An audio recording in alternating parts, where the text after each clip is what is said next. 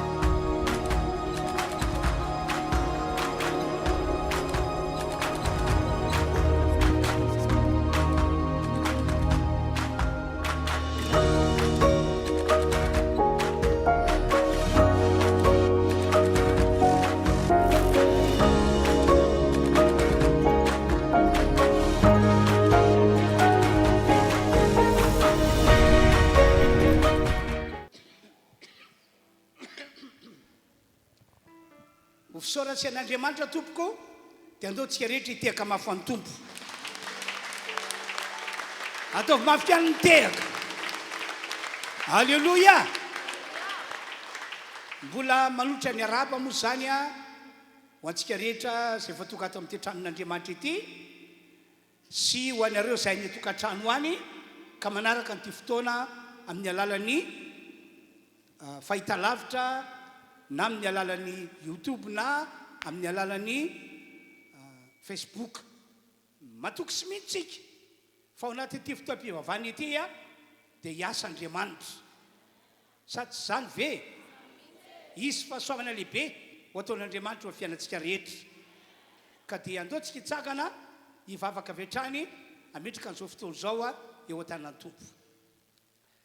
Ry Tompo Andriamanitra, Rainay malala, Rainay masina, Rainay izay ny an-danitra, ianao no ilay tsy miova ho maly sy anio ary mandrakizay. Ianao no ilay Andriamanitra marina matoky amin'izay tena loka vavanao ary amin'ity androandroany ity eto ianao. Miaraka amina eto ianao ko amin'ny anaran'i Jesosy fahasoavana ny notsapanay amin'ny alalan'izao fotoam-pivavahana iarahanay manotrona izao. Misaotra ry Andriamanitra. Ndran Jesosy fiarovana ho anay. Ndran Jesosy fiarovana ho anay. Misaotra Tompo. Misaotra, misaotra, misaotra amin'ny anaran'i Jesosy. Amen. Andeontsika mbola anoy ny fotoana amin'ny alalan'ny fiderana hira anankitelo mifanesy no hoentsika ho amin'izany dia hira izay hitariny reto mpitarika fiderana reto. Amen. Ao anatin'ity hira ity dia fa hiasa Andriamanitra ho rava sakana eo amintsika.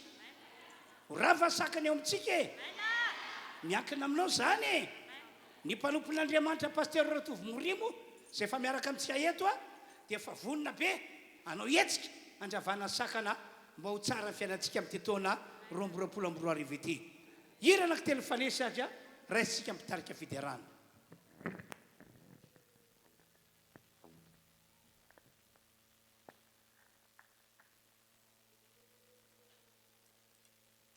Halleluja. Halleluja. Eny ary tompoko dia mbola fifaliana ho anay hatrany ny manamafy ny arahaba izay efa nentin'ny mpanompon'Andriamanitra teo a. Na manao izay toky eto androany hanompon'Andriamanitra, manao manao tokantrano koa dia manolotra ny arahaba feno amin'ny anaran'i Jesosy a. Hanompon'Andriamanitra hankalaza azy eto. Halleluja. Raha ny tena marina ny fiderana ny fanompoana lehibe indrindra. Sa tsy zany ve? Lehibe indrindra ny fiderana satria mitohy hatrany an-danitra. Ny zavatra rehetrarehetra mijanona avokoa na ny toroteny na ny vavaka fa ny fiderana dia mitohy hatrany an-danitra zany hoe asa lehibe a ny fiderana. Amen. Halleluja. Dia ny Isaia manambara Isaia toko fa 43 andiny 21 manambara hoe izao olona noforony koa izao no anambara fiderana ho a. Dia iza ilay olona noforony Jesosy androany. Amen. Ianao androany manambara fiderana ho an'i Jesosy. Dia raha ho amin'ny fonao rehetra Jesosy. Raha mideran'i Jesosy ianao dia mametraka anazy amin'ny toeram-boninany. Raha mideran'i Jesosy ianao dia mametraka anazy amin'ny fitoerana tsara indrindra. Ary raha mideran'i Jesosy koa ianao dia mahatonga anao ho tahian'Andriamanitra ary mahatonga anazy hiasa mikery hiasa amboninahitra lehibe eo amin'ny fiainanao. Ka na iza tonga eto androany ka hideran'i Jesosy ame voninahitra an'i Jesosy dia hiasa mikery eo amin'ny fiainanao Jesosy, hitantsehatra eo amin'ny fiainanao Jesosy ary tsy alamaina zany ianao raha tonga eto androany. Sa tsy zany ve? Alleluja. Andao tsika hideran'Andriamanitra ame voninahitra anazy avy hatrany.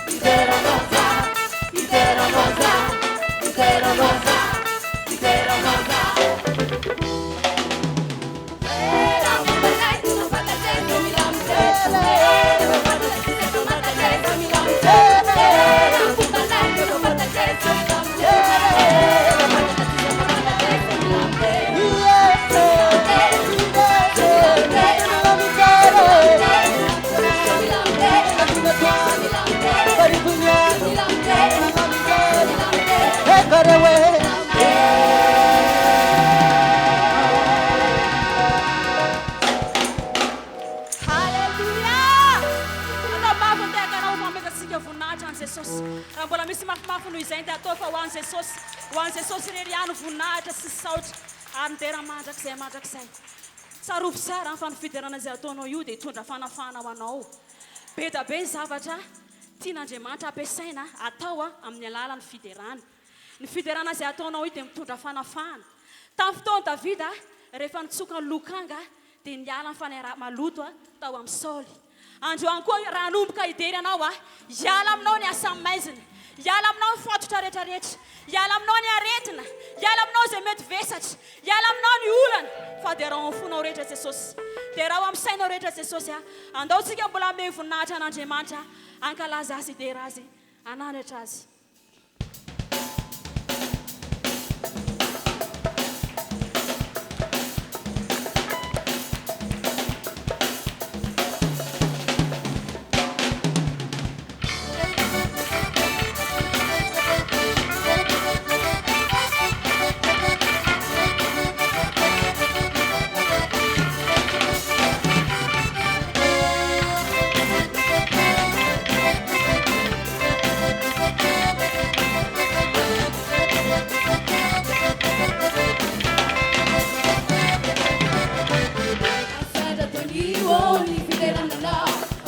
Kristi pasaka bevunacha ira fiterana dilua kana sakona Pateso Kristi pasaka muni pasaka Amini maraina soliterana Amini hariva muni si kupende fiderananao amini maraina zao fideranao amini hariva fideranao miaskurete ubunachao sia si kupende fiderananao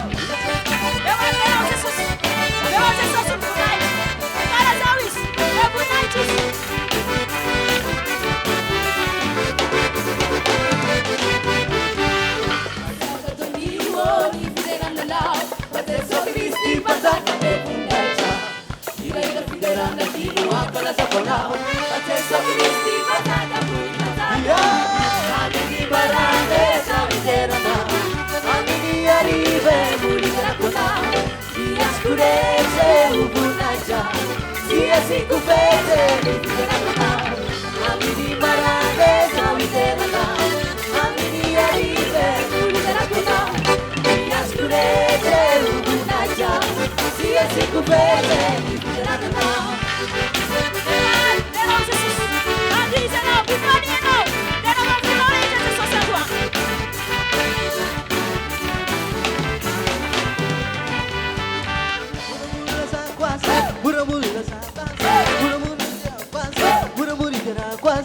Deron tumtik, kubin tumtik, kasaran tumtik, deron tumtik, derau, kubil, kasaran tumtik.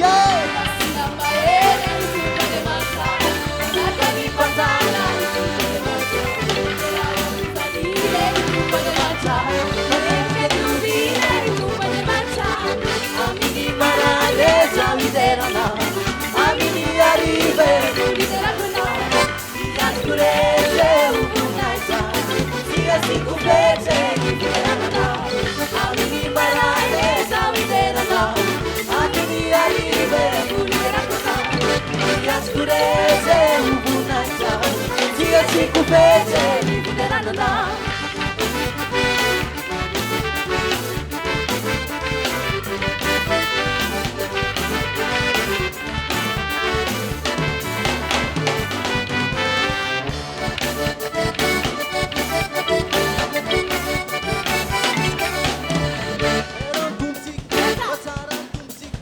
Deron tumtik, kasaran tumtik, sana tomnia pun.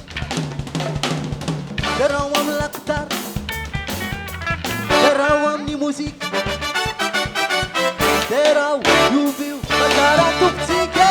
Amini marane zao fideranao, amini hariva fideranao, miaskurete ubunachao, sia si kupete fideranao, amini marane zao fideranao, amini hariva fideranao, miaskurete ubunachao, sia si kupete fideranao.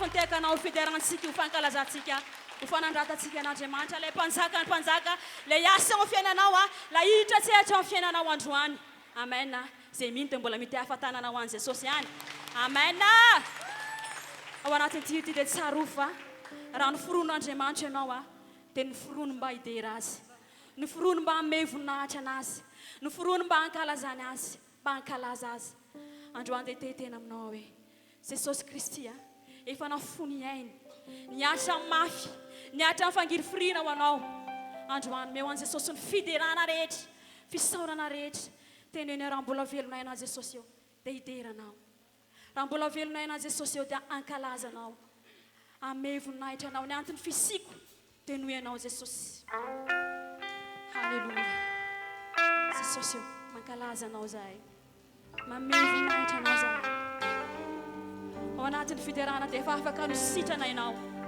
andray vaolina ianao atsapa hery ianao tovy amin'ny fonao rehetra na ny fiderana izany halleluja Jesosy mankalaza anao zahay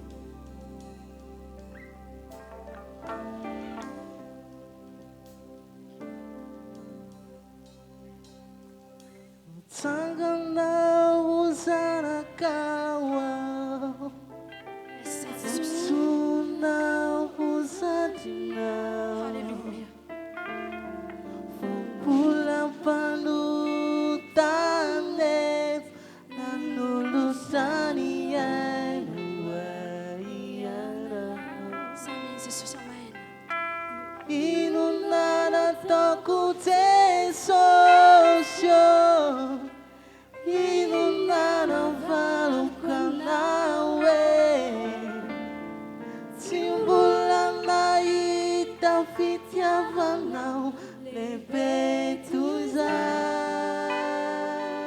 matoy tsara ianao hiasa ny fiainanao Jesosy.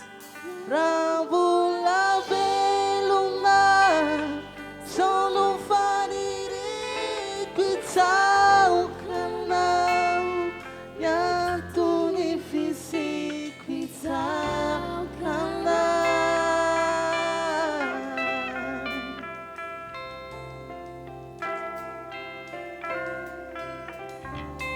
itsaokanao amin'ny androko rehetra itsaokanao ianao tsisy fety itsaokanao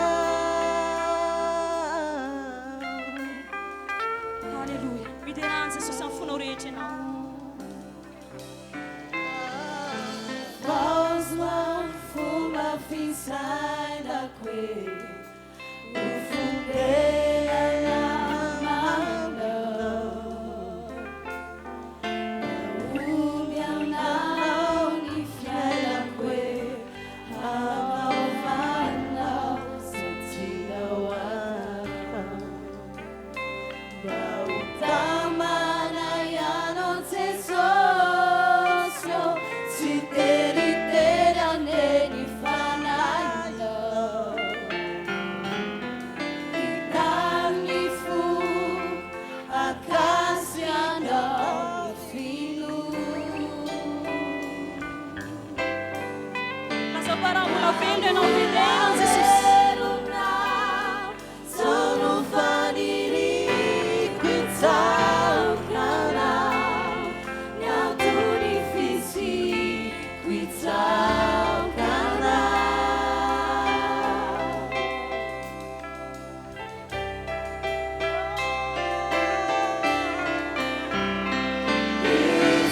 itsaokanao amin'ny androko rehetra itsaokanao manao tsisy fety itsaokanao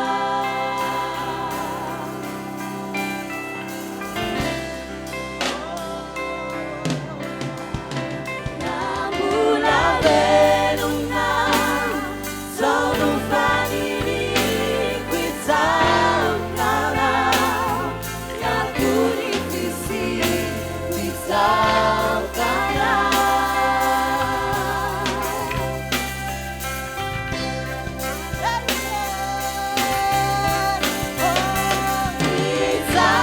itsaokanao amin'ny androko rehetra itsaokanao manao tsisy fety itsaokanao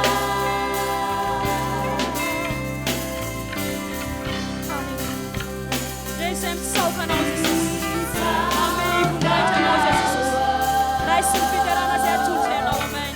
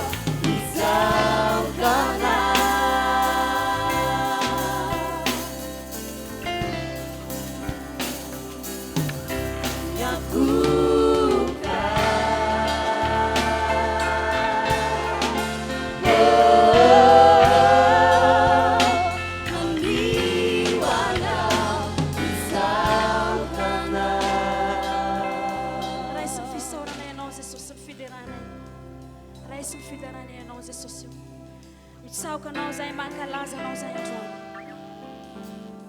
Ianao ilay avo indrindra, ianao ilay tsara indrindra.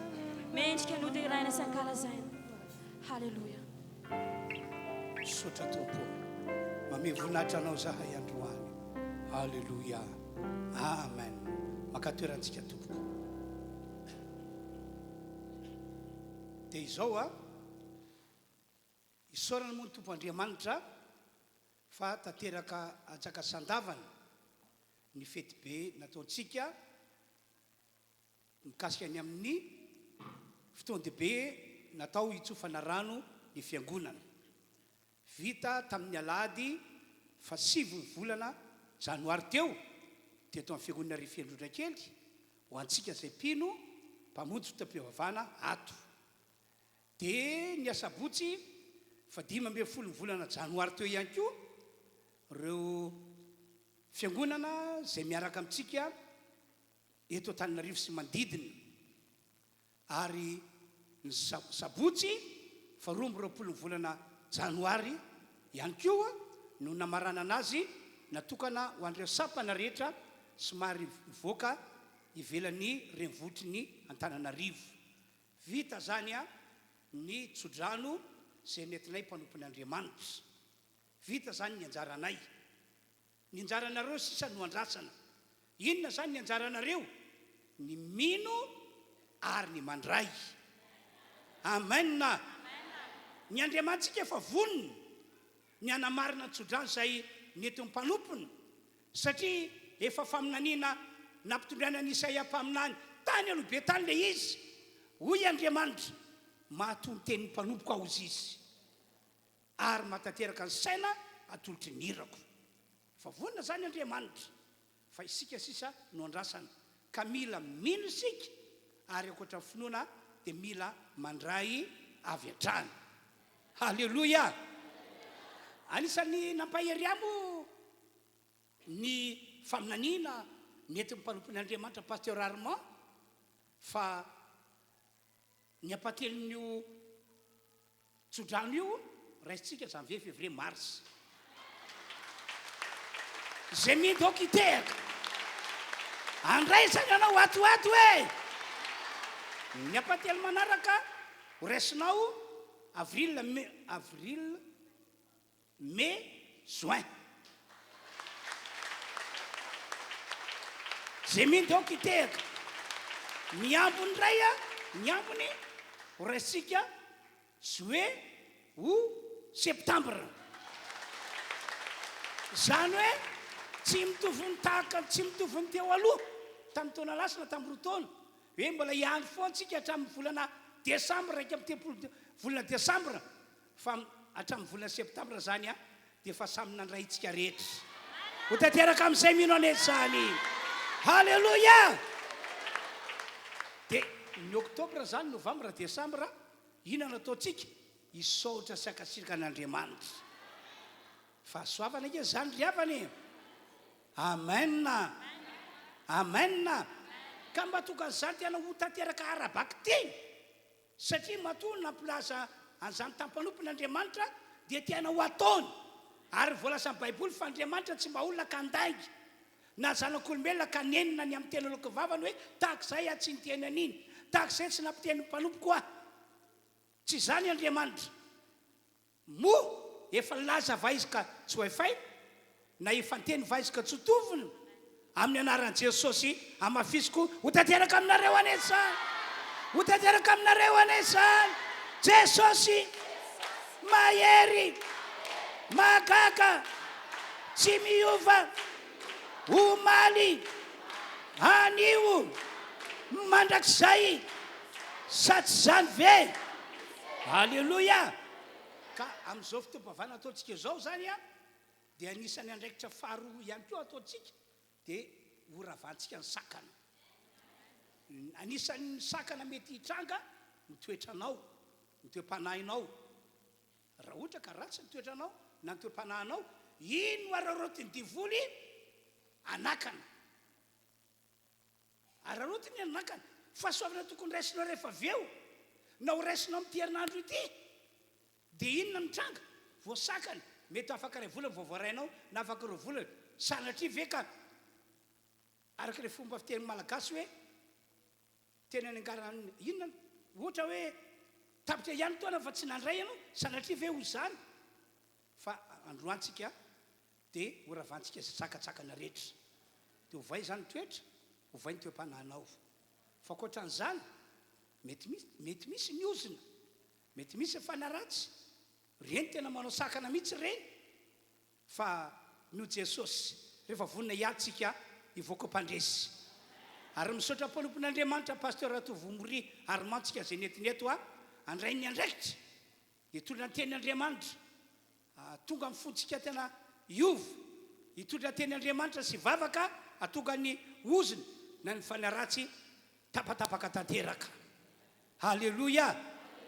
Ka zao ary andeotsika rehetra hiaraka hivavaka na ianareo any tokantrano any aza dia mivavay ianareo aoka tsy mpijery fotsiny an'le fotoam-pivavahana hoe manarika le fotoam-pivavahana fa tena mandraisa anjara hoe tena hivavaka tokoa ianao tena hivavaka amin'ny fonao rehetra fa ny fotoan'androany dia natao ho antsika rehetra na ny ato amin'ity tranon'Andriamanitra ity na ianareo zay mijery ny fahitalavitra any deo tonga dia vavaka avetrantsika rehetra hoe mpipetrana ihany ny mpiderina tsy metsika eo dia alefa sy moramora fotsy mozika fa tsika rehetra hivavaka tena samy vavaka mafy ady ity ady amin'ireo mpanao sakana nahoana no avelantsika anao ny ataony izy ovay ny toetranao ovay ny toem-ponao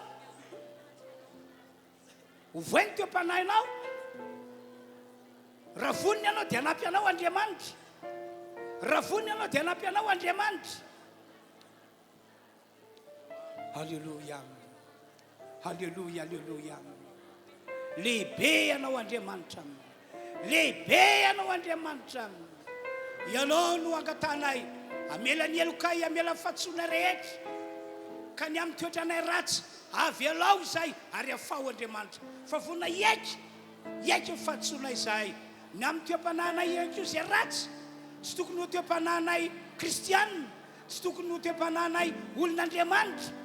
Mamialahanay ianao ary ampio zahay mba ho afaka amin'ny toem-panahy ratsy io ka ho tonga olom-baovao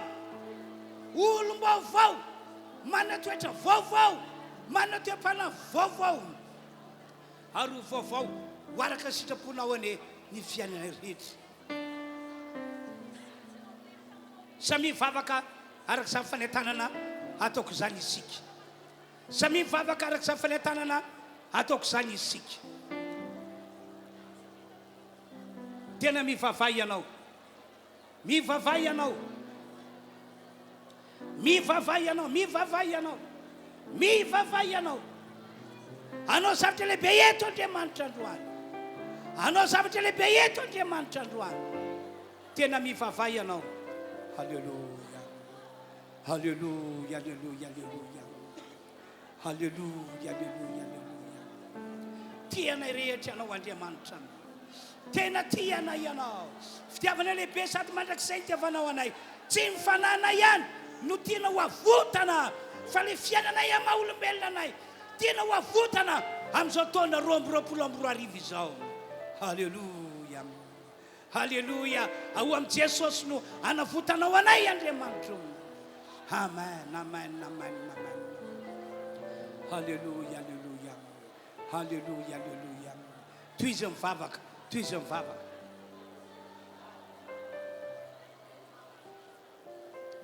Toiza mivavaka, toiza mivavaka. Araka mpifoana masonao na dia efa manomboka mihira ary tsika na dia efa manomboka mihira ary ny aty anoloana toizy foana mivavaka ao fa soavana lehibe ho antsika aty androandroany ety. Halleluja. Misaotra anao Andriamanitra. Amen. Avo indrindra ny Andriamanitsika mendrika iako fana izy. Halleluja.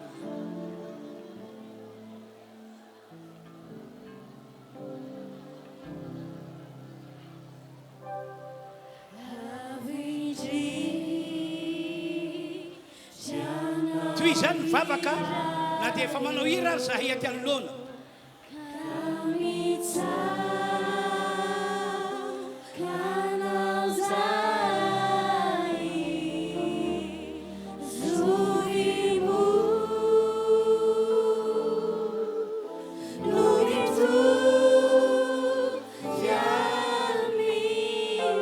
Amin'ny anaran'i Jesosy anapaka eto ny herin'Andriamanitra. rafa tanteraka mpanao sakana amin'ity fiangonana ity ho rafa amin'ny anaran'i Jesosy mpanao sakana. Halleluja, halleluja, halleluja, halleluja. Ho rafa tanteraka mpanao sakana.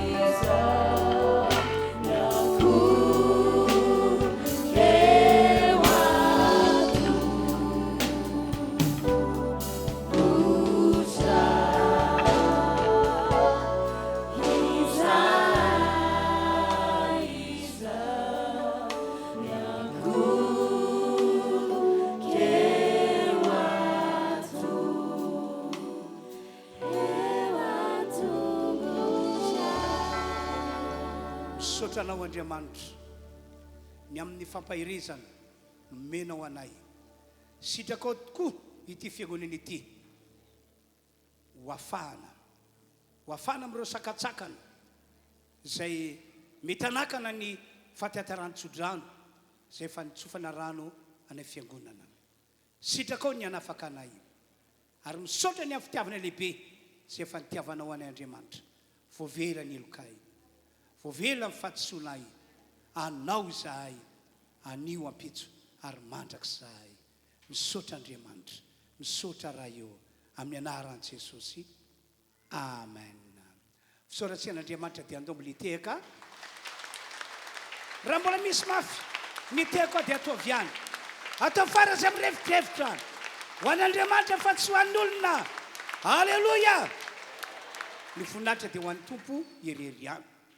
Amin'izao fotoana izao tsika dia andao iroso hitondra ny fanatitra aloha anatanteraka izany amin'ny fontsika rehetra. Afaka maroso aty anoloana ianareo izay nitahiny Tompo manokana ka tokony anefa ny ampafolony izay nitahinantsika.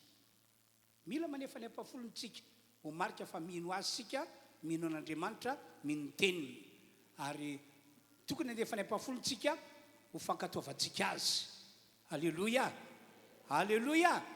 Satria ao anatin'ny fankatoavana, ao anatin'izay koa no hisy hetsika fanafahana ho ataon'Andriamanitra ho antsika. Dia maloso aritsika dia tatazany toerana ny fanatitra fanaontsika mazatra. Mbola hitoy anompotompo amin'ny fiderana ihany sika tompoko.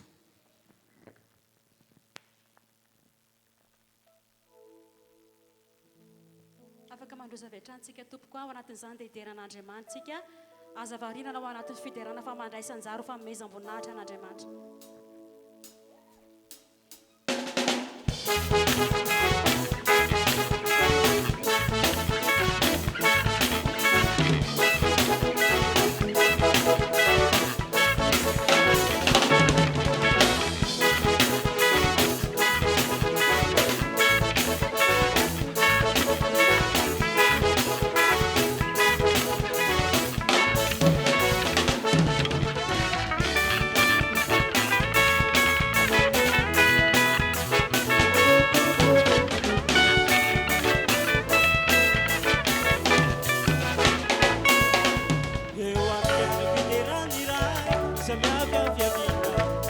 fafinonira ianuanasanalay fanay mampifakatia mampifandray eo ampiana fiteraniray samiafiafiavika fafinoniray ianuanasanalay fanay mampifakatia mampifandray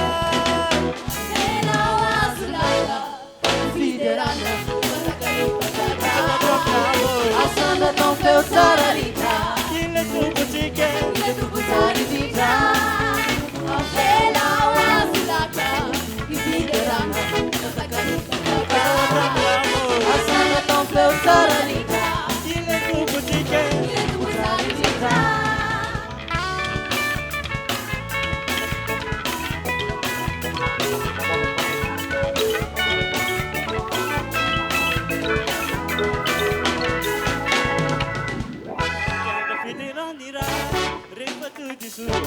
awandanita yenu toerana manakiza amipifalida awatanunda eo kasa fiteranira refa tudisu awandanita yenu toerana manakiza amipifalida awatanunda Fiderana, asana tão feu sararita, ile tuputike ile tu sararita, a vela wasilaka, fiderana, asana tão feu sararita, ile tuputike ile tu sararita.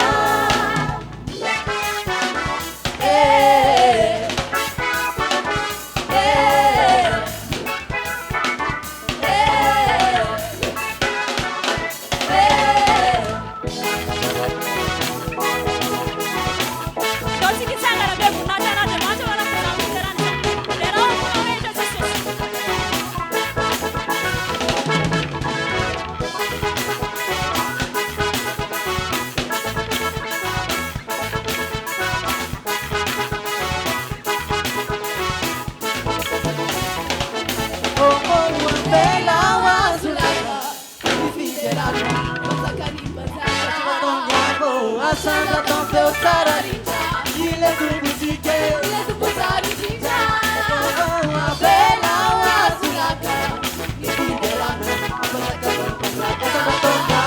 asana tão feu sararita, ile tu butike, ile tu sararita, se socia wanolilaka, fiderana, asana tão feu sararita, ile tu butike. So wanolilaka, fiderana, asana tão bravo, asana tão feu sararita, ile tu butike, ile tu sararita.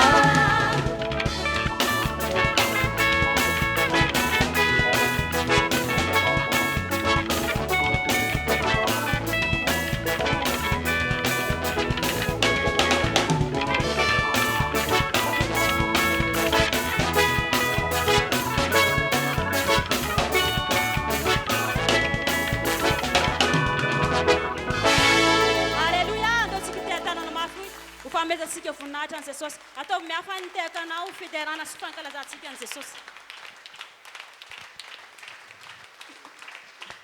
dia mazoa toerantsika tompoko dia angatantsika koa ireo mpitarika fiderana akany toerany andre ny teny Andriamanitra avy atrantsika zany zao misaotra ny tompo isika fa miaraka amintsika eto mpanompon'Andriamanitra pasteur Tovomori Armand pasteur atsika Volasora manana ny fahasoavan'Andriamanitra manokana eo amin'izy ary izay fahasoavan'izay no hoetsen'Andriamanitra androany ka na inona herin'ny mpanao sakana dia araka fomba fiteny hoe hitararaza ny mpanao sakana zany tsy maintsy miala eo aminao raha mangetaheta fanafany ianao dia hiala aminao zany doraintsika ary ny mpanompon'Andriamanitra arantsika teka amin'ny revidrevitra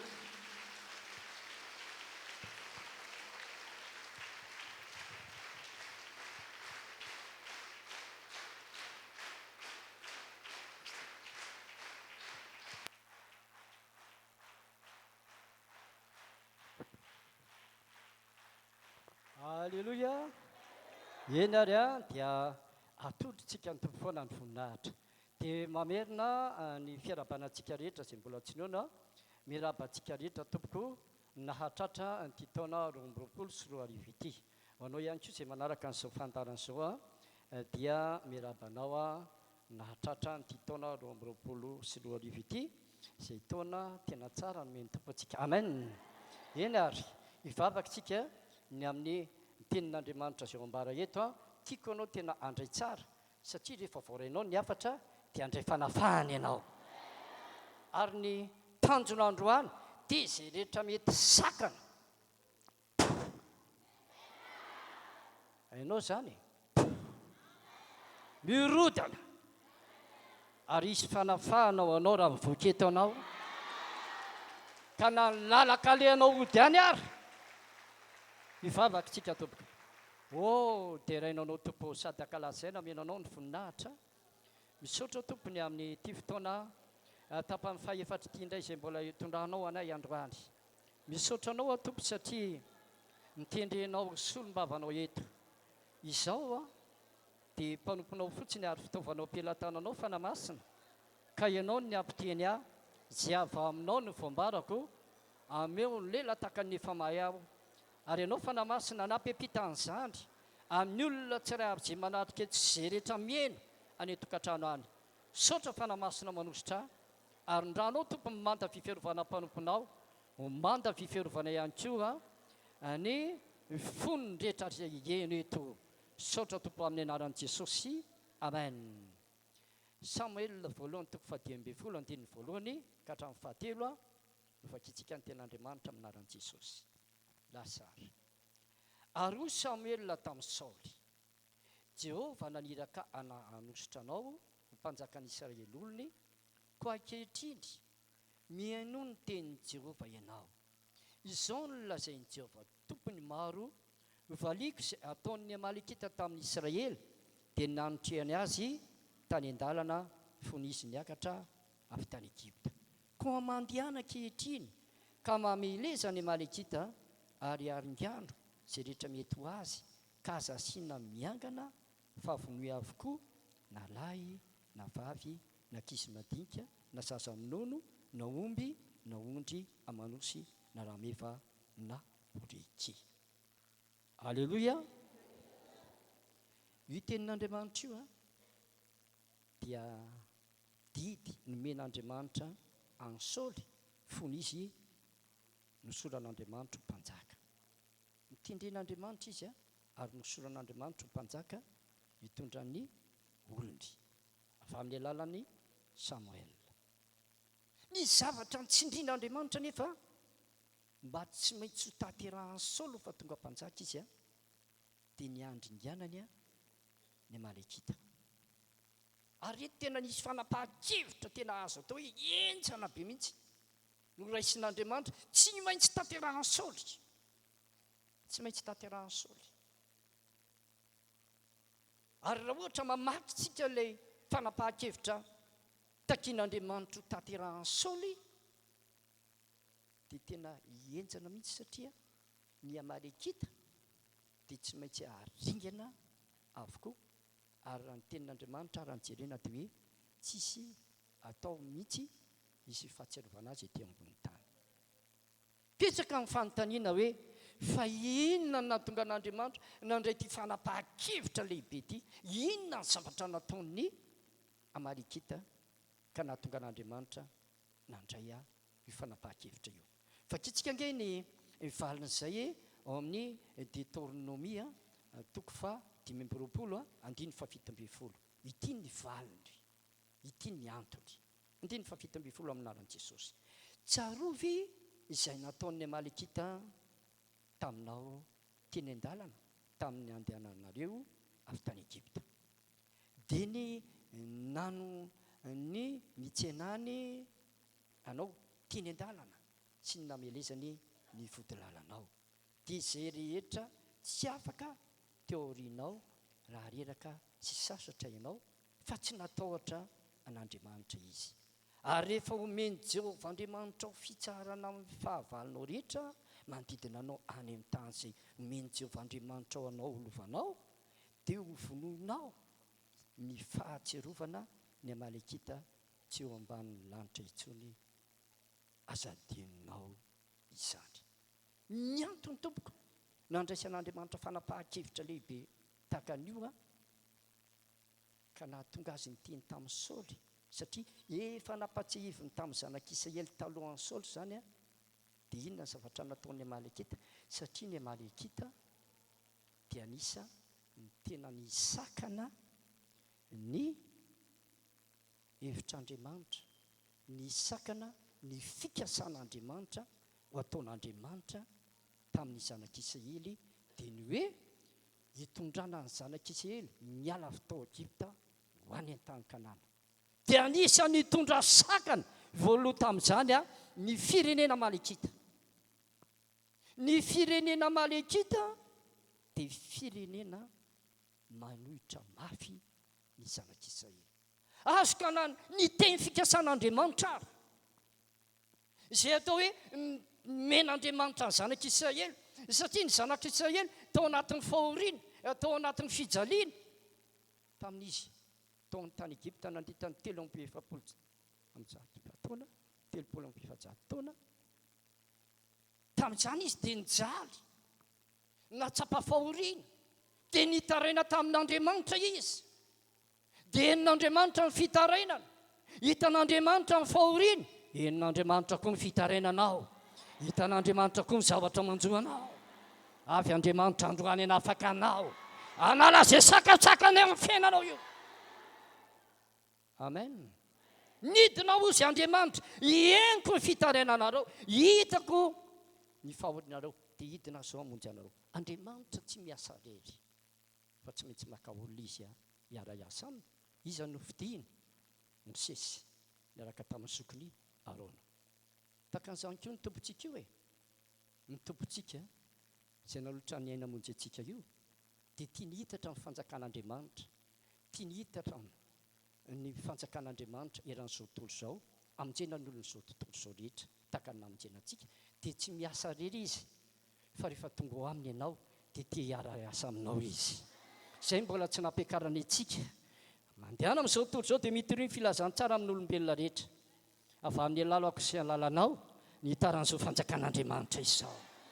Milanao Andriamanitra, milanao Jesosy amin'ity taona ity. Amen. Izay nahazo maimam-paona, zara maimam-paona. Dia niantso Mosesy sy Arona izy. Ny afatra voalohany nataon'Andriamanitra ho ambara amin'ny Farao mpanjaka dia hoe izao ry Mosesy sy Arona, ndanonareo miteny amin'ny mpanjaka Farao hoe alefaso ny oloko amin'ny poa. Farao moa dia hitantsika fa nanamafy ny fony, taoko ny fanamafisam-po izay men'Andriamanitra azy mba hany eo amin'Andriamanitra ny olona rehetra, fa hafa mihitsy ny Andriamanitra tsika, hafa mihitsy ny Andriamanitra ny Israely. Tafavoaka tao amin'ny tany Egipta ny zanak'Israely, ary efa nampanantenan'Andriamanitra hoe ry zanak'Israely eo, raha tafavoaka eto ianareo dia manana programa tsara ho anareo aho dia ho any an-tany Kanana. Isika ihany koa an'izao fanoloran-tenantsika ho an'i Jesosy izao, ny programa an'i Jesosy tsika voalohany indrindra ny lara-pahamena dia any izay misy azy nisy ianao. Andeha amboatra fitoerana ho anareo akany izay misy any isy anareo. Amen.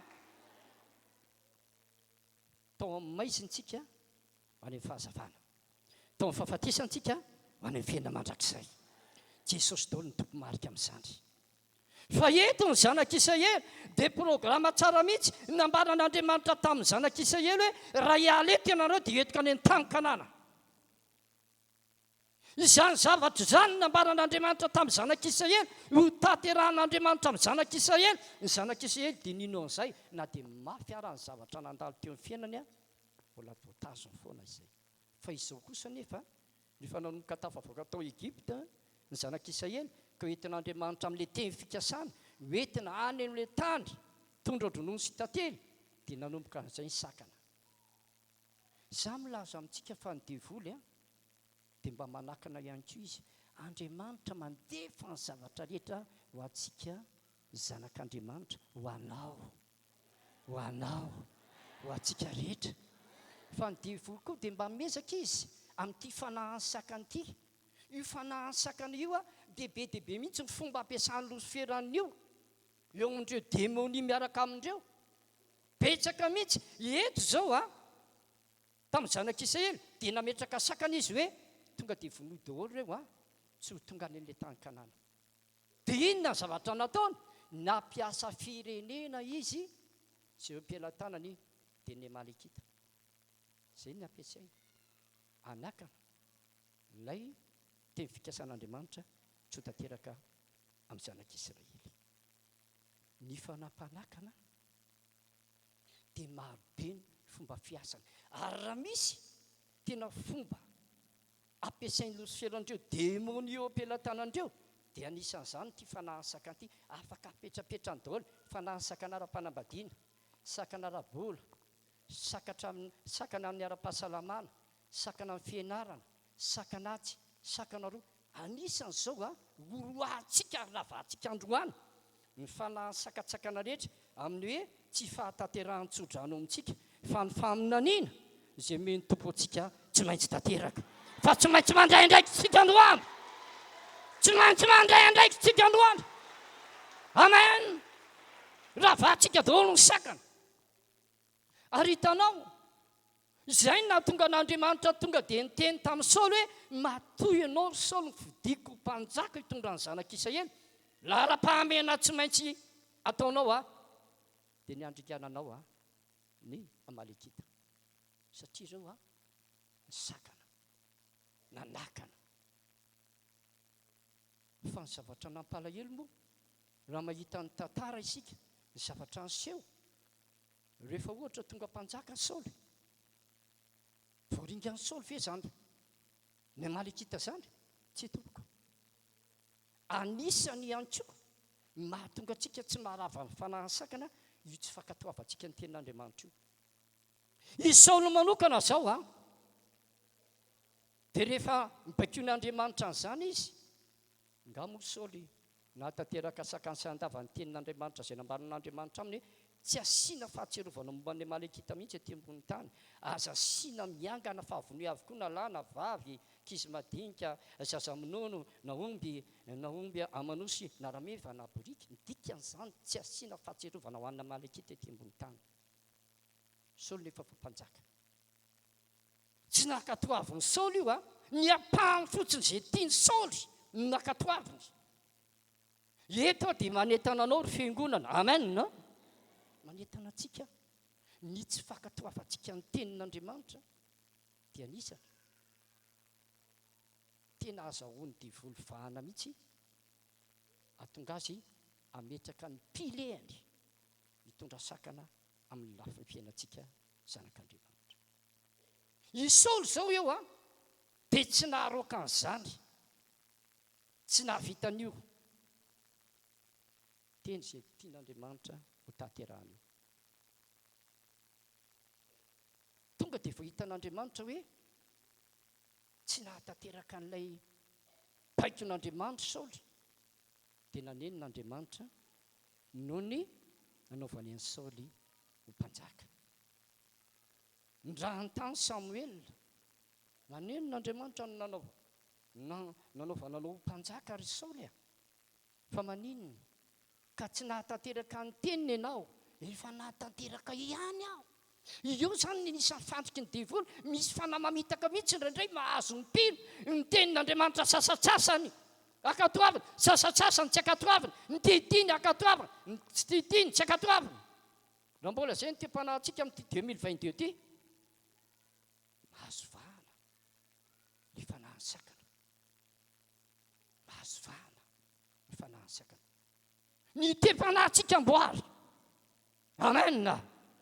Itsika ndroka devoly nefa le devoly ny sakana no mbola misy te-panahintsika tsy mifanaraka tsara ny sitrapon'Andriamanitra, mira manome fitoerana ho an'ny devoly izay. Saoly nanome fitoerana ho an'ny devoly teto. Ino zany feona ondro mibarareko zany ho Samuel ko lazainao fa hoe nahatanteraka ny tenin'i Jehovah ihany a. efa nieny feon'i Jehovah ihany aho ka nandeha tamin'izay nandrany Jehovahko. Nefa inona ny zavatra niseho? Mpanjaka agaga ary natao inona? Tsy mivonony. Nitahotr'olona tao amin'ny Saoly dia matavitavo rehetra tsisy mivonony, fa ny mahiry rehetra sy ny ratsy rehetra mivonony. Tsy izay nefa le tenin'Andriamanitra. Hitanao, le fankatoavantsika ny tenin'Andriamanitra io zany tompoka ny te-panahintsika amin'ity taona ity ry fiangonana, ny te-panahintsika amin'ny fankatoavana ny tenin'Andriamanitra io amboary kely. Vitehako ao any tompontsika aloha. Amboary kely ny fankatoavantsika ny tenin'Andriamanitra. Amen. Andriamanitra raha manome fitahiana ao antsika, fanafahana ao antsika, fanasitrana ao antsika, tsy ny apahany fanafahana men'Andriamanitra antsika fa ozy ny teny hoe raha ny zanaka no afaka anareo, afaka tokoa ianareo. Nefa tsika rehefa takian'Andriamanitra ka tonga tenin'Andriamanitra, ny apahany izay tiantsika ihany tiantsika katoavana. Ry fiangonana, ry fiangonana, tiantsika Andriamanitra. Amboary teny izao ny fankatoavantsika ny tenin'Andriamanitra. Zato isan-jato. Ny Saoly tahotr'olona, ny Saoly izay tiany hoe tia matavitavy, andao tia atao fanatitra ao an' Jehovah. Ahoana nananarany Solomona azy, nananarany Samuel azy afady eo any 2:20. Fa hoy Samuel taminy, sitaka Jehovah moa ny fanatitra dorana sy fanatitra hafalatsadra mihoatra noho ny mihainy feon'i Jehovah, eny manaraka ny tsara noho ny fanatitra ary mihainy ny tsara noho ny saporan'ondry lahy. Fa mihodina dia toy ny eloka amin'ny fankatovana ary ny dita dia toy ny mpanompo sampy sy serafimy, satria nandany teny Jehovah ianao dia nolaviny tsy ho mpanjaka kosa. Tanao zany teny izay nambarany Samuel zany amin'ny valiny nataony Saoly tamin'ny Samuel. Satria nieritreritry Saoly hoe le matavitavy inge atao fanatitra ho an'i Jehovah, fa tsy izay mihitsy. Fa nahazo bana amin'ny fanahany sakana teo ary na Saoly manokana ary ditantsika fa nalan'Andriamanitra teo an'ilay toerana izay nametrahan'Andriamanitra azy. Amboary ny fankataovantsika ny tenin'Andriamanitra io havana. Ity taona ity za tena mangataka amin'ny tompo ho antsika fiangonana, indrindra fiangonana ihany koa izay nametrahan'ny tompo endrika entana mivady. Fiangonana rehetra atao fiangonana RHEFI mba tena hitan'Andriamanitra ary horerehan'Andriamanitra ny izao fiangonana izao. Eo anatrehany Satana hoe raha misy fiangonana tena mpakatony tenin'Andriamanitra dia izao fiangonana izao, ianao izay mijery io.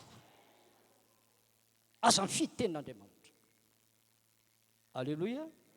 Nisy ako mibe taty aoriana ho an'ny zanak'Israely ene, io tsy fanatanterahany Saoly ny tenin'Andriamanitra io. Satria tsy voaroaka ny fanahany sakana. Dia nisy akony be. Te-panahintsika amboary, te-pontsika amboary, fankatoavantsika io tenin'Andriamanitra io. Ity taona tsy men'Andriamanitra antsika ity. Taona amin'ny fankatoavana. Taona amin'ny fankatoavana zato isan-jato. Taona amin'ny fankatoavana zato isan-jato ny tenin'Andriamanitra. Ity taona 2024 ity. Rehefa izay misy mira ravan'ny sakana rehetra tompoko. Eo amin'ny fiainanao manokana, eo amin'ny ara-bolanao, amin'ny tokantranonao, amin'ny asanao, amin'ny fianaranao, amin'ny asan'Andriamanitra, amin'ny asa fampona izay ataonao, amin'ny atsonao. Amen. Jery tenin'Andriamanitra anankiray itsika. Ao amin'ny Marka 4:4 dia jerentsika ny zavatra nisy tato indray. Marka 4:4 efa itsika ity zavatra niseho ity fa dia aventsika ho vakiana ilay tenin'Andriamanitra. Marka 4:4 andiny fa 10:30 amin'ny anaran'i Jesosy. Ary andro izay ihany rehefa hariva ny andro dia hoy izy taminy, andesika hita ao Enepita. Ary rehefa nabodiny ny mpianany ny vahoaka dia nentiny tamin'ny sambokely tamin'izao ihany Jesosy. Ary nisy sambokely sasany koa niaraka taminy ary nisy tafidrivotra mahery ary niantsa izay ranony alondrano ny sambokely ka nilao feno rano ary jesosy natory teo ambodin'ny sambokely tambony ondana ary namo azy izy ireo ka nanao taminy hoe mpampianatro tsy mampaninona anao va izao afatesana izao ary ny foy izy dia niteny mafy ny rivotra sady nilaza tamin'ny ranomasina hoe mangina mitsahara ary dia nitsahatra ny rivotra dia tonga tony tsara ny andro ary hoy jesosy taminy nahoana ny sary tahotra ianareo tsy mbola manam-ponina va ianareo ary natahotra indrindra izy ireo ka niresaka hoe iza moa ity fa ny rivotra sy ny ranomasina aza manaiky azy hitehaka ho an'ny tompontsika hitehaka ho an'ny tompontsika alleloia eto indray a rehefa riva ny andro dia nanome baiko jesosy tamin'ny mpianatra hoe andeha isika hita eny ampita jesosy tena mihitsy no nanome baiko ny mpianatra hoe andeha isika hita eny ampita tsy nisy nandamy mpianatra narayara fa tonga dia nidrotsaka tao anatin'ny sambokely niaraka tamin'ny sambokely tamin'izao ihany koa jesosy amin'ny manofo sy rahan'ny tompo moa dia natory izy tao anatin'ny sambokely mandeha ny sambokely teny ambony ranomasina kanjo tao aorianan'izay dia nisy rivotra mahery tafidy rivotra mahery niditra tao anatin'io ranomasina io nampihetsika an'ilay ranomasina dia nanomboka ratsy ny fandehan'ny sambokely rehefa ratsy ny fandehan'ny sambokely rehetrrehetra izay nandeha tamin'io ranomasina dia tamin'io fotoana io mpianatra ry petera ry jaona ry jakoba dia tsy namohan'i jesosy aloha tsy vazy ny jesosy fa niezaka avy amin'ny alalan'ny herin'ny tenany hoe ampidino ilay fa mitsoka be zany rivotra zany io ahilon-drano fa tafiditra ny rano tsy nahavaolana nefa zany hietsika anao tao an'izany eto dia te hisarika ansaitsika pino mba tsy handeha amin'ny alalan'ny fahitantsika tsika ny fahalalantsika sy ny fahaizantsika osy ny tenin'Andriamanitra hoe matokio an' Jehovah ny fonao rehetra fa aza miakina amin'ny fahalalanao niakina tamin'ny fahalalany petera jaona jakoba satria raha mandinika ianao nepahan'ireo apôstôly izay natsoiny tompo hiaraka amin'ny nepahandry betsaka dia olona mpanarato ry Matio angamba ny isan'ny mpiasam-panjakana ireny angamba ny isan'ny natahotra hoe matahotra mety nampahely angamba petera hoe io indray Matio naroto mpiasam-panjakana tony a tsy zatra rano tsy maninona io kanefa arakaraka nezany tamin'ny alalan'ny herin'ny tenany ny voamaika naninona voamaika ny mafimafy koa ny fanonjan'ilay rano tsy nampitsahatra naoviana mihitsy alay fihetsiky ny rano izay netsehany devoly io tadidio fa jesosy ny teny teto hoe andehantsika hita eny ampita jesosy tena mihitsy ny tenen'io zao raha ohatra ianao ka tsy miala amin'i jesosy mihitsy fa miaraka amin'ny foana dia za milaza anao fa ho tafita amin'ilay tanjona izay tondrany tompo anao amen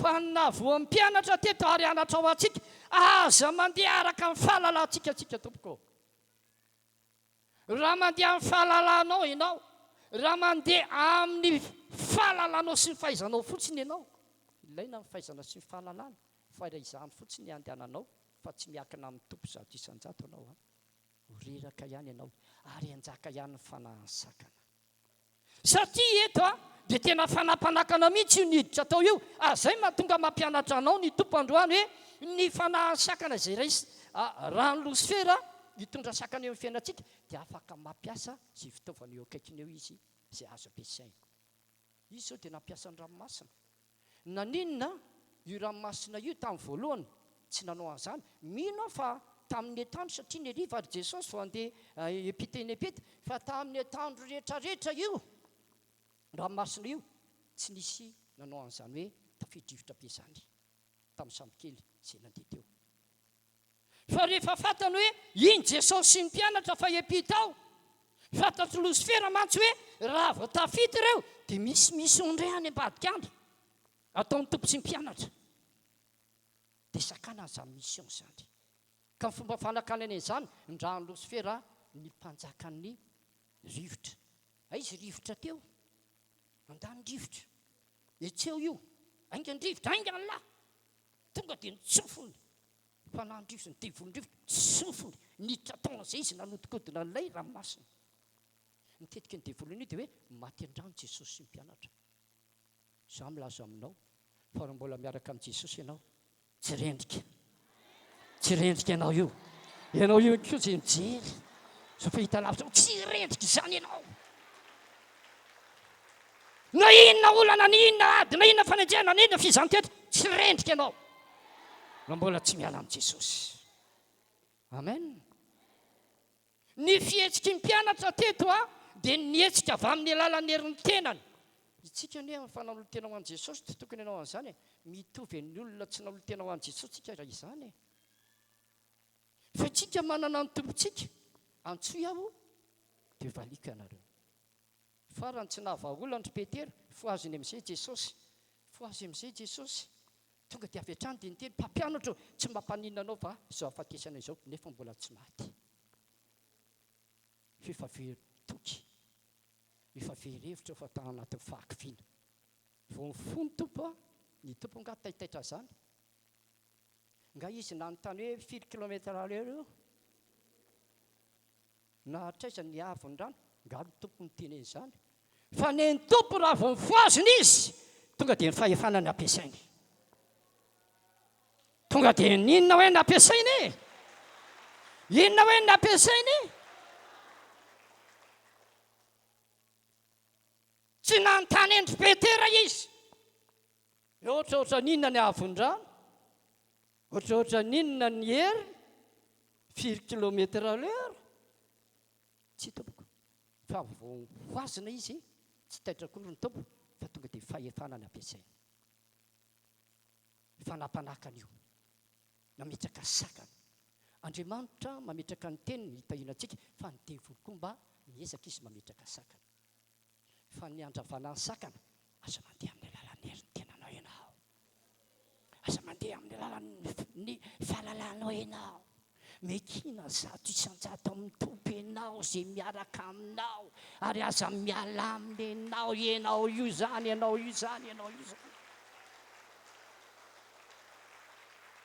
amen tonga dia nampiasa fahefana Jesosy vao mifoaziny izy mpianatra efa nanaritoky efa miteny efa maty zahay tsy mampaninona anao fa aza afatesana izao aty misy olona tsy mahay lomany dia maty io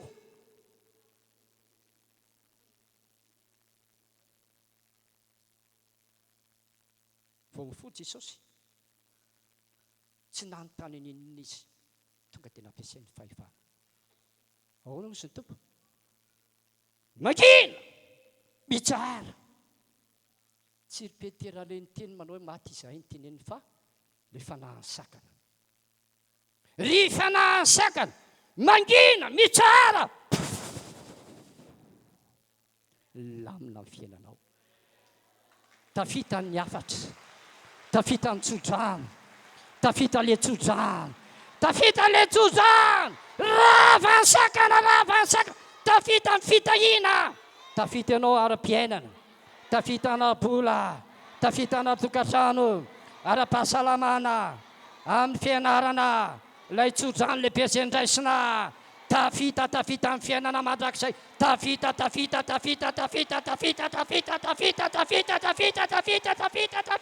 tavanavan'Andriamanitra amen izay Jesosy vao niteny tamin'ny mpianatra rehefa androany aloha le fanahy sakana mangina mitsara petraka amin'izay ny samy kely rehetrarehetra mihitsy nandeha tamin'io ranomasina petraka daholo zay petera vao stable daholo ny tension miverina 11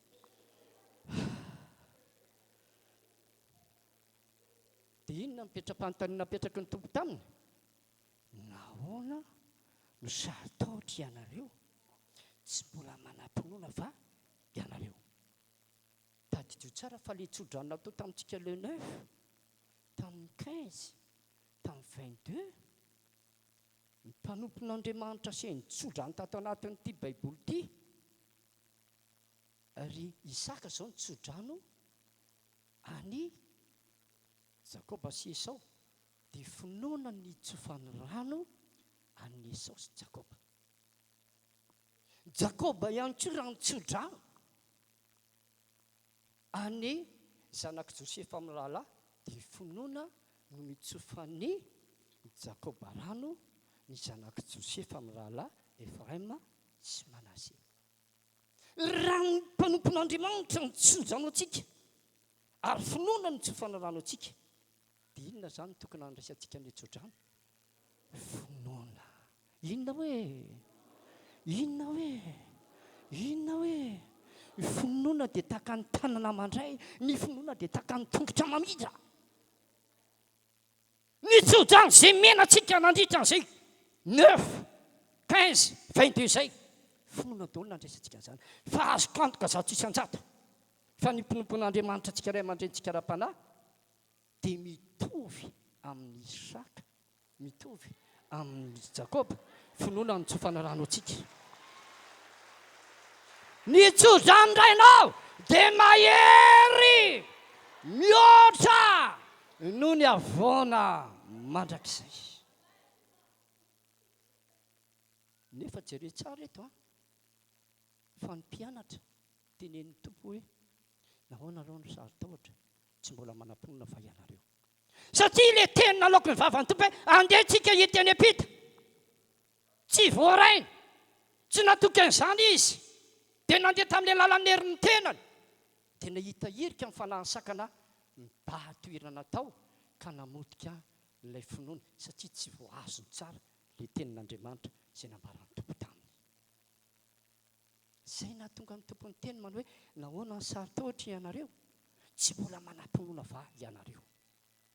Efa nandrean'izany ny mpianatra, lasa Jesosy indray no natahorany miresaka izy, fa izy io fa izy moa ty fa ninona hoany ndrivotra sy ny ranomasina azy manaiky azy. Ambarako ofisialy aminao androany ary amafisina amintsika fa io fahefana izay mandrava sakana nampiarin'i Jesosy tamin'ny fotoana io aty amiko io, any aminao io, any aminao izay nijery an'izao fahita lavitra zao ihany koa, raha tena nanolo tena ho an'i Jesosy ianao. Amen. Fa le fampiarantsika azy indraindray no tsy ampy. Isika rehefa manao vavaka fanafahana mampiatra an'ilay fahefana dia tokony hanana finoana sy fahatokintsika fa ilay fahefana izay meny tompo antsika dia fahefana mahery. Indro efa nomeko anareo ny fahefana anitsaka mainko sy mena rano, andresy ny heretra ananany, andresy ny hery inona hoany? Ny heretra. Izy tsy miteny hoe ny fanahy sakana ihany nohatra ny tsirava amin'io, ny heretra ananan'ny fahavalo. Fa le fampiarantsika azy indraindray tsy ao anatintsika tsara ny finoana sy fahatokiana. Za tamin'ny maraina, tamin'ny alina eniko mbola misy rivotra be dia mikotroka ihany koa ny andro dia mitselatra ny andro, nefa le météo dia saorana ny tompo fa manampy ihany izy hoe isy cyclone. Dia za tsy mahay mombamomba an'izany aloha hoe maninona ny cyclone mbola misy kotrokorona sy tselatra. Fa za eto anatrehantsika fiangonana eto ny tompo manatrika za mivoaka avy mivavaka dia mivoaka eo an-davarangana mitsara mitsara mitsara.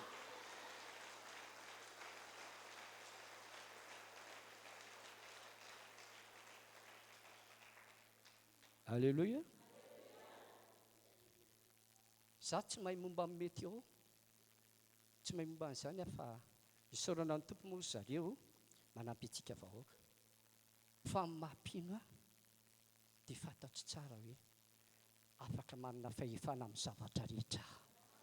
Any aminao izay any aminao izay fahefana izay iza n'le manam-pahafahana zay iza mena zay fahefana zay atsangany tanana ianao any amin'ny fahita lavitra any keo atsangany tanana no tena ho an' jesosy ianao dia atsangany tananao fa manana fahefana ianao manana fahefana ianao ampiany le fahefana miaraka amin'ny finoana miaraka amin'ny finoana miaraka amin'ny finoana miaraka amin'ny finoana ny fampiasana le fahefana zay meny tompo antsika ny fitopolo lahy rehefa ndrany jesosy elo lalana azy endanareo a melo lalana any amin'ny toerana zay andehanako dia mandana melo lalana nareo dia mitoriny filazantsara any a fitopolo lahy izao dia nyzaraina mandeha tsororo rehefa verina avany dia nitondra tatitra nanao ahoana ny asa zay nandrananao tonga dia nijovavimbelona ny fitopolo lahy tompo na dia ny demoniara dia manina ozy manaiky anay no ny anaranao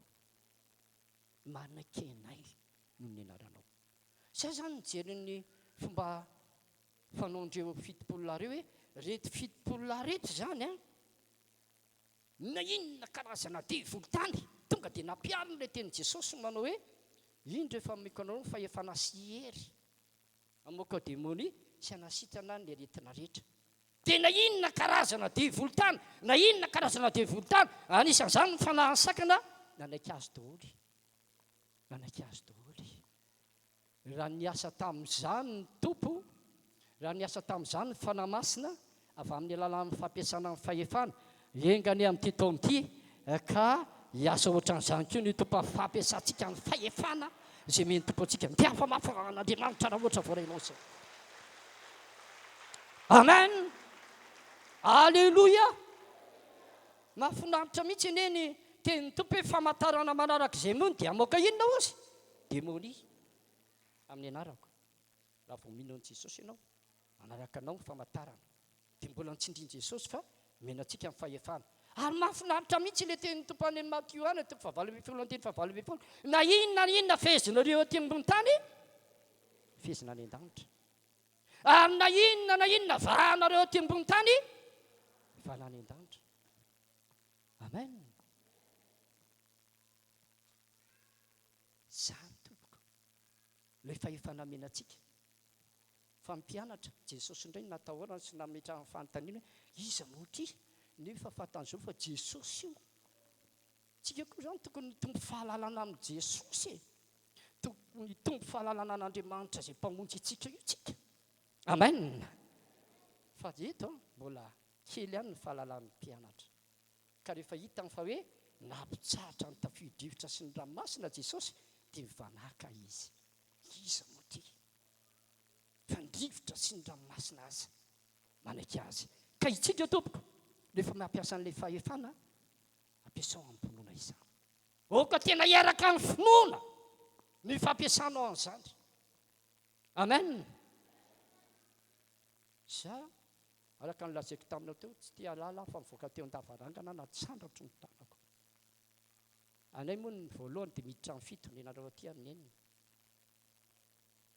any aminay ihany a aty moa mbola tsy fantatra tia na gropy ity mandeha ty fa tany aminay tamin'ny enina maraina nanomboka ny tapaka ny jirana lasora ray manontolo nitoro-teny teo alasora androany satria mbola avy nitoro-teny ndro tany avy anay tsy misy jery tsisy nininina fa nitoro-teny maina za ndray ho zakony hoe amin'ny anaran'i jesosy za tsy voasakanao satana fa tsy maintsy nitoro-teny androany a tanao mifankatoavana ny tenin'Andriamanitra ny fampiasana an'ilay fahefana tsy mandeha amin'ny alalan'ny herin-tenantsika sy ny fahalalantsika raha vansakana ny teopontsika eo amboary amen ny tiava mahafan'Andriamanitra ianao alleloia amen rehefa nahazo nitsodrany rainy i Jakoba tena fantatry Esau fa izy nahazo voalohany dia nitsodranin'izy mirahalahy reo izay nataony Isaka dia tsy nitovy raha mamaky tsika ary le nahazo voalohany nitsodrano dia Jakoba no tokony hoe ho an'ny Esau zany io moa dia tantara lava be izy io fa ozy ny tenin'Andriamanitra fotsiny mikanao hoe Jakoba no tiako fa Esau no halako tsy afaka nametraka fanontaniana amin'Andriamanitra an'izany tsika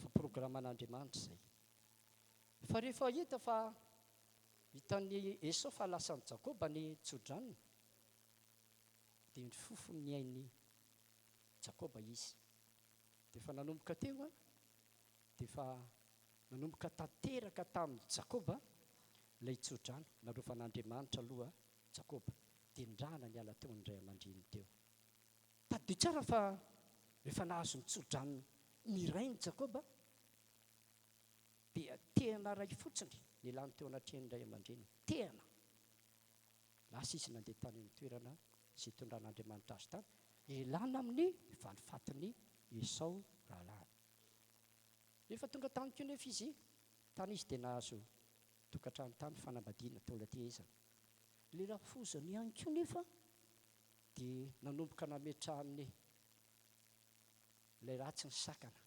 fanampanakana satria tsy nanome mihitsy io an'izany ny ratsy tsy navelan'ny alamaina mihitsy jakoba fa fitapitahany tokoa jakoba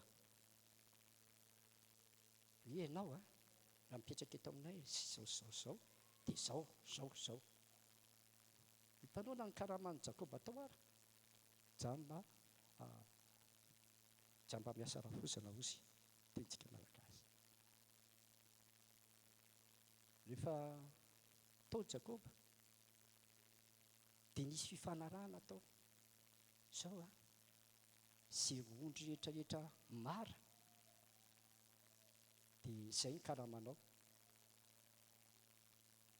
fa ny sadika rehetra dia anahy kanjo nefa izay ny seho a nataon'andriamanitra mara daholy mivadika indray labana rafozana zao indray a vi ianao fa eny e mahafinaritra miaraka aminao tena manana vinatolahy tena tsara mahay miopy tsara mihitsy aloha zao indray sadika indray no anao fa nenà indray mara navadika andriamanitra sadika daholo izany rehetrarehetra izany zany dia midika hoe efa mametraka sakana sady ny devoly tsy ahatanteraka ilay tso-drano izay natao tamin'ny jakoba satria taddio tsara fa jakoba raha niala teo anatrehany ray aman-dreny tehana raika fotsiny nety niala tao tsy nanana minony izy nefa ny tso-drano izay meno ndrainy azy a tsy ho voasakana fa ny devoly koa dia mametraka sakana avy amin'ny alala ny fampiasany ny labana hitantsika nefa raha mamaky ny tantarantsika fa tafavoaka foana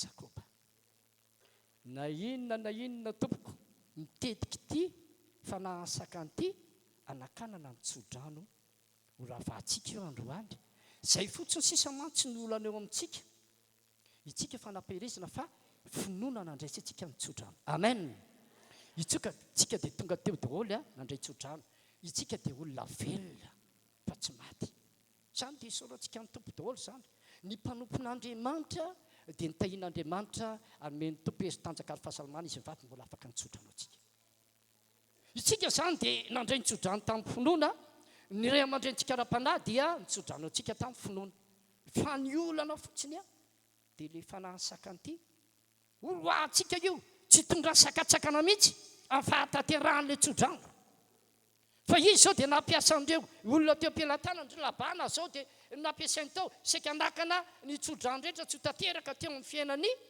jakoba satria raha ohatra ka tsy nanana afa-tsy tehany jakoba miala teo anatrehany ray aman-dreniny dia raha mbola izay ihany ve miverenany jakoba eo tsy ohatran'ny olona tsy nandray tso-drano izy fa tena arovan'andriamanitra foany jakoba ny tso-drano drainao dia mahery ny tso-drano anao dia mihoatra noho ny afona mandrakizay amen rehefa ohatra indray tonga ny fotoana izay hodiny jakoba satria rehefa hody izy a dia eritreretra hoe lasa toboroa nefa izy reny miala tao lasa toboroa izy tsy lazaintsika ntsony momba an'izay fa tena fananana be na zanaka na zo Talata ezana mpanampy fananana maro lasa toboroa le tso-drano tanteraka za milaza aminao fa hipoaka be io a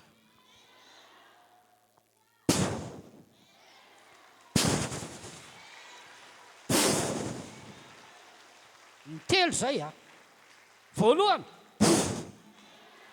faharoa fahatelo faefatra isotan'andriamanitra fotsiny-tsika e orakoraka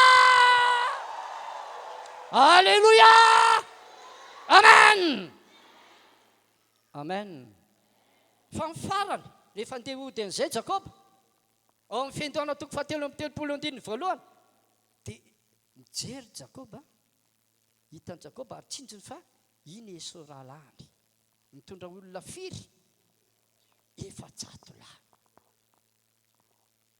tonga indray mifanam-panakana sakana io mifanasakana tena hoe ngeza be indrindra satria io nefa ny fofony ainy mba tsy ho tanteraka mihitsy ilay tsodrano izay hoe neritreretiny esau hoe nangalary ny zandriny dia ho foanana mihitsy ny fisiny jakoba ety ambonin'ny tany dia nitondra 400 lahy izy zany 400 lahy zany ve anao RHEFI hoe raikina amin'ny fomba manetriketrika ny tapirôzy i jakoba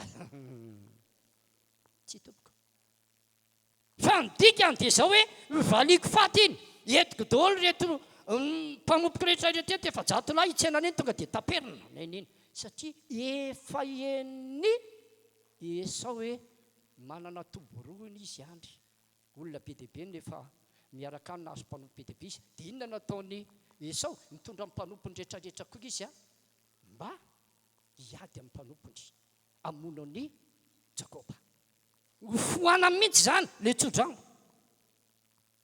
inona raha nataony jakoba teto zay le lahy zay treo mitsitra hoe tandremo e aza misaka amin'ny alalan'ny heriny tenanao sy ny fahalalanao anao osy jakoba andeha alefako daholo reto tokony nenahako reto alefako mivady aman-janako apahany dia reto ondry manosy reto dia reto mpanompoka reto alefako melohany an-danina any dia ampitony fony esau nandalo teo anatreny esau ny afatra nameny jakoba tamin'ny mpanompony ndrana voalohany dia hoe raha manontany izokilahy dia izao ny kely aloka ny vavanareo avy amin'ny jakoba mpanomponao reo hitanao fa ny grasy avy amin'ny jakoba mpanomponao ndreo mba homenanao izany tompoko satria nanontany an'izay tokotra esau hoe anizy reto dia avy amin'ny jakoba mpanomponao ndreo mba homenanao izy koa nefa mba manana esau dia tsy nirara iny ny nazy zany dia ny hoe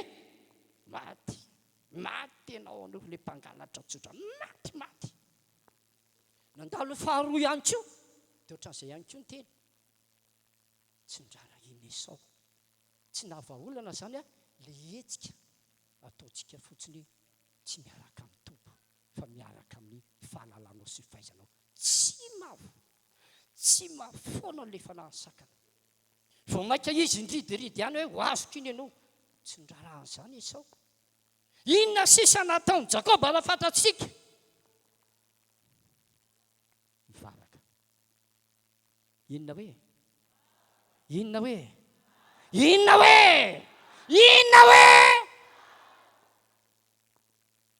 mivavaka andriamanitra tsy hitako intsony ty nalefako tany reo rehetrarehetra reo tsy nitondra fanasitranana tsy nitondra vahaolana tsy nampisakana amin'ny esau fa iny ihany izy mbola mirimorimo be mamofoka be tonga ty andry inona sisa nataony mivavaka izy misy tamin'andriamanitra fa amin'ny alalany ijery tsy amelako anao andriamanitra raha tsy tahinao tsy amelako anao andriamanitra raha tsy tahinao manana olana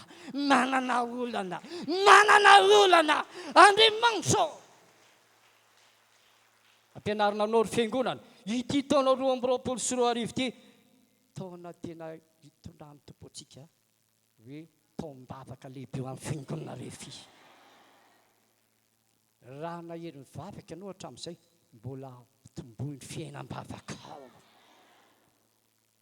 tsy misy tsy vita ny vavaka manova zavatra tsy misy tsy vita ny vavaka fa mivavaka manova zavatra amen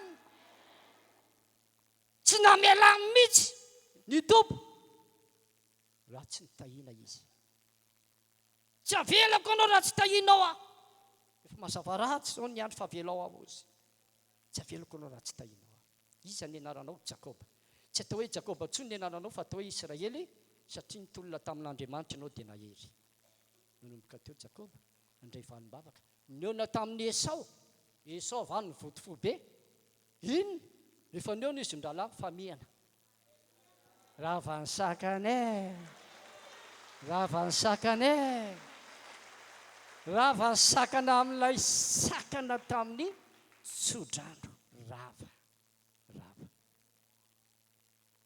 ny amaranao kasy dia izao paoly manokana ny andromanina toko voalohany andry 9:10 dia hoy ny ten'Andriamanitra aminaran'i Jesosy ary tsy tiako ho fantatrareo rahalahy fa matetika no efa nikasa akaty aminareo saingy azo tsampina mandraka kehitriny aho. Nisy fikasana tenen'ny Paoly eto ho any amin'ireo rahalahy ireo nefa azo tsampina foana izy. Dia iza no ambadika ity sampony ity? Raha ianao zany misy zavatra mahazo anao, manao zavatra ianao nefa ohatra misy sampona zany, misy sampona kely dia tsy tonga iza no ambadika sampona. Jerentsika ny teny n'Andriamanitra mamaly an'izay hoe iza no ambadika io sampona io izay namely amin'ny Paoly. Ao ny Tesalonianina 2:2 ny valiny amin'ny anaran'i Jesosy. Koa maniry akany aminareo indray mandeha amandroy izahay dia izaho Paoly nefa nosakanan'ny Satana izahay. Iza zany nanakana ny Paoly sy ny mpiara-dia taminy reto raha hoe nikasa ho any amin'ny fiangonana tany Tesalonika izy dia iza nanakana azy? Satana tompoko nanakana azy.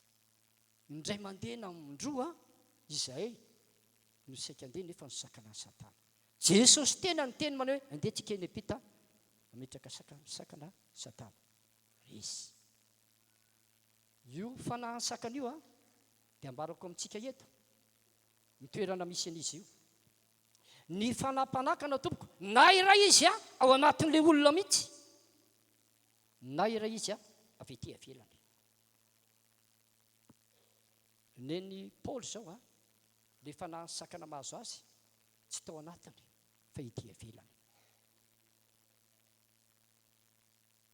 Ny fanahy sakana nahazo ny mpianatra dia hita maso zao hoe le ranomasina no itsehany Losifera avy amin'ny alalan'ny fanahy sakana nanakana n'ilay samby kely nitondra ny tompo sy ny mpianatra ka nitetaviny hoe horendrika fa tsy tafita any ivelany. Fa ny fanahy tsy finoana kosa nefa nanjaka tao amin'ny mpianatra. Ny fanahy sakana ihany kosa nahazo ny Saoly mpanjaka tonga dia tao anatiny satria tsy nakato. Tafita any aminao angamba ny tokony délivrenao eo fa avy eo satria délivre any tenanao ianao dia hanampy anao aho ary andravan'izany androany. Dia ho tsofoko rany ianao fa ny sakana rehetra izay nahazo anao hatramin'izay tsy ho hitanao intsony manomboka androany. Ary nitsodrano spesialina mihitsy androany hoe raha vatsika daholo ny fanahy sakana izay ahatonga nitsodrano tsy ho tanteraka raha vatsika zany na ao anaty na ety ivelany. Voninahitra teo amin'ny tompo hivavaka tsika hisaotra ny tompo aby. Samy mivavaka be misaotra tompo dia rainy ianao sadaka lasaina menanao voninahitra. Iza anao Andriamanitra lehibe takanao izay niteny teto androany. Misaotra ny afatra lehibe izay napetraka ao tato-poko zaraina amin'ny fiangonana. Misaotra tompo lehibe ny fitiavanao sy ny fahasoavanao, lehibe ny famindraponao. Mivavay ianao any an-trano any, mivavay ianao izay manaritra eto. Eto mambavaka mba ho tsara ny tempo sy ny tempananao fankatoavana ny tenin'Andriamanitra. Eto mambavaka tsy handehan'ny fahalalanao ianao fa tena metraka amin'ny tokonao zato isan-jato amin'ny tompo. Eto mambavaka mba handeha tena helinao mivavaka amin'ity taona ity. Ampiasa amin'ny fahefana ihany koa ianao miaraka amin'ny finoana. Rebeka misaotra tompo mideranao makalaza manome voninahitra aminao. Halleloia. Ianao any an-trano any koa dia mba mivavay ianao. Azavariana fotsiny nao fa mivavah satria anao vavaka fanafahantsika andravany sakana rehetra. Amen, amen, amen, amen, amen, amen. Miaraka amintsika eto ny fanamasina asandrato ny tananao dia mangatany ny fanamasina ianao rotsaka betsaka aminao anositra anao amin'izao fotoana izao. Ianao any an-trano ihany koa dia mba asandrato ny tananao dia mivavah hoe fanamasinao mameno ahy ianao satria tsy amikenina mpatanjaha fa mifanahiko rererano sy Jehovah tompony maro.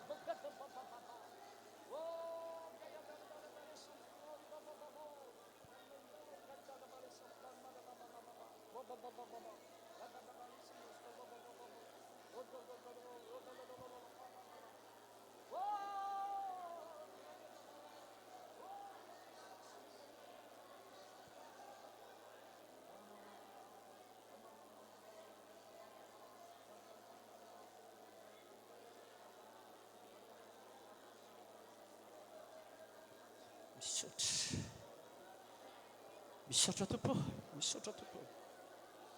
Lasa amin'izay ary anao vavaka fanafahantsika ampiasao ny fahefana, ampiatrao ny fonao ny tananao, roay izay mbola sakatsakanao amponao ny tsy fankatoavana, ny tsy finoana, dia voly izay manasitra ny tenin'Andriamanitra ao ny roay izany, dia roay le fanampanakana rehetra, sakana rehetra na amin'ny ara-bola, sakana ny tsy fankatoavana, sakana ny fahalainana, sakana amin'ny zavatra rehetra izay mety manakanakanao amponao, dia roay izany amin'izao fotoan'izao anampy anao aho amin'ny anaran'i Jesosy. Miandidiko ny fanampanakana rehetra, miala aloha ny fanahy ny tsy finoana rehetra, loato amin'ny anaran'i Jesosy. Miala anatin'ny fonona, miala anatin'ny sainy aho, fanahy ny tsy finoana, fanahy ny tsy fankatoavana, loato amin'ny anaran'i Jesosy Kristy. Mandiana devoly izay manasitra ny tenin'Andriamanitra aho ka tsy hamoapony, miala, mifa, mandeha, miala amin'ny anaran'i Jesosy. Misy herin'Andriamanitra zany.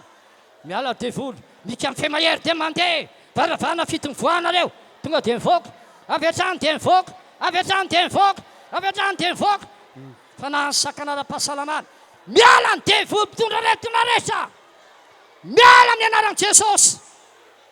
Na inona devoly mpitondra aretina, mpitondra sakana amin'ny fanompoana an'Andriamanitra, loako amin'ny anaran'i Jesosy zany. Miala amin'ny fanampanakana rehetra ara-pahasalamana, miala amin'ny devoly mpitondra aretinao, miala amin'ny anaran'i Jesosy.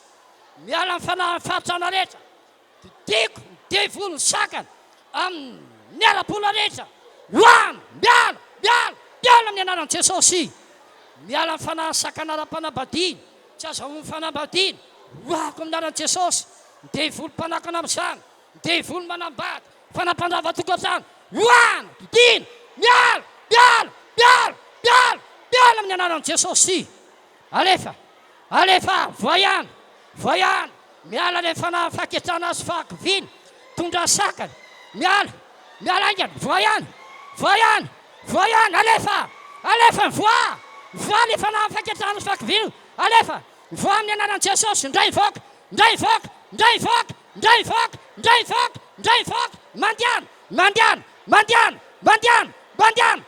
amin'ny anaran'i Jesosy. Tsisy mijanonao, laza, alefa ihany fanahy sakana amin'ny fianarana, fanahy sakana tsy azahoany asa, loako amin'ny anaran'i Jesosy le fanampanakana. Mandiana, voaka tao amin'ny anaran'i Jesosy.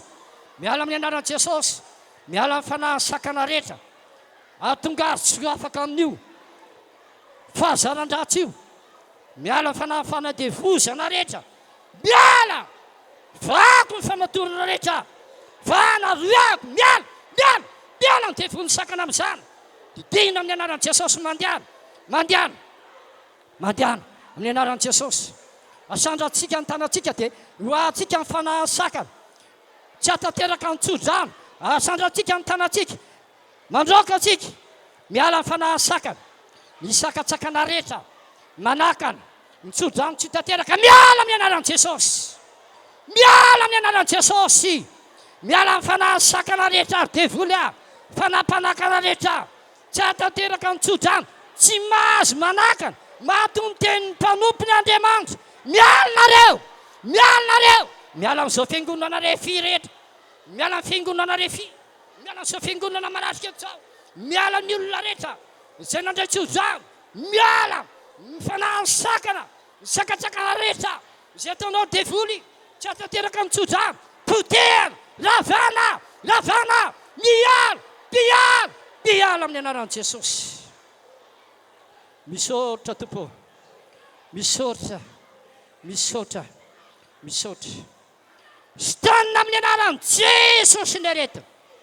raisy ny fanasitranana ianao zay marary any tokantrano any raisy ny fanasitranana sitana reretina rehetra amin'ny anaran'i Jesosy. Misaotra tompo mivany olana mahery ny isam-batan'olona tapony ozina tapaka ny ozina rehetra na inona karazana ozina dia tapahako amin'ny anaran'i Jesosy zany. Tsofi rano ny tenanao fa izaho tsy hodrano anao, tsofiko rano sy fiangonana izao mba amin'ny fitahina, mba amin'ny fanambina, mba amin'ny fahasoavana, mba amin'ny famindrapo ary amin'ny fanafahana zato isan-jato. Atsofiko rano ny fiangonana ny tsodrano rehetra zay natao dia ho tanteraka zato isan-jato araka ny faminaniana zay fanapetraka olo tato-pokotopo zay tsy maintsy ho tanteraka soamarinonao. Misaotranao aho, miteranao aho, mankalazanao, manome voninahitra anao. Iza no Andriamanitra lehibe takanao tompo zay mahatoteny ny mpanomponao ary mahatanteraka ny sainazay tolotry ny irakao. Ary iza ilay Andriamanitra lehibe zay nanamarina zany tsodrano zay natao taminay zany. Ianao zany Jehovah tompony maro, ianao zany Jesosy eo, ary ianao zany fanamasirana marina zany. Sambatra izahay, sambatra izahay fa tanteraka ny tsodrano ravany sakana, ravany sakana. Misaotranao tompo, miteranao, mankalazanao, manome voninahitra anao. Manana tompo fa manana niova no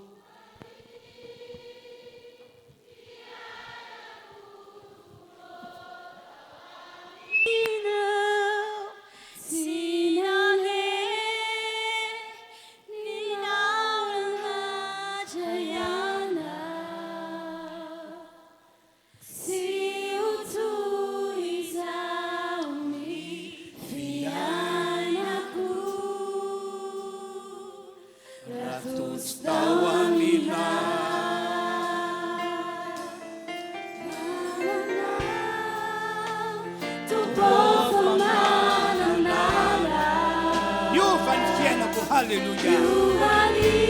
Misaotra Andriamanitra. Ao aminao no mampiasa fahasoavana be mihitsy.